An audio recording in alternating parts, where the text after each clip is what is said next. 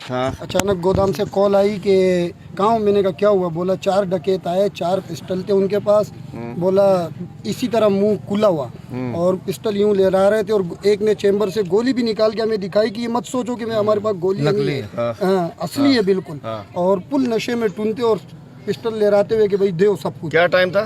तकरीबन 11:30 बजे का दिन का। साढ़े साहब ये बताइए, ये वाकया तो पता है ना, दिन में सरेआम आ रहे हैं, पुलिस क्या कर रही है बताइए ना। मतलब है कि जी एफर्ट्स कर रहे हैं, मतलब दिन में 4 दिन पहले आए, उस दिन उनको पकड़ लिया जाता, मतलब लोग लावारिस हो चुके हैं। मेरा मतलब है कि कितने आगे बढ़ चुके, पकड़े ना, कितने आगे आ जाके लोगों को गले मार के जा रहे हैं, गले में गोलियां मार के जा रहे हैं। 4 लोग सरेआम दिन में धकेलतियां हो रही हैं। मतलब मैं कहता हूं कि यहाँ माजरत से आप लोगों का कसूर नहीं है आप लोगों का कसूर। यहाँ आपके अफसरान आपसे कहते हैं उधर चले जाओ, उधर चले जाओ।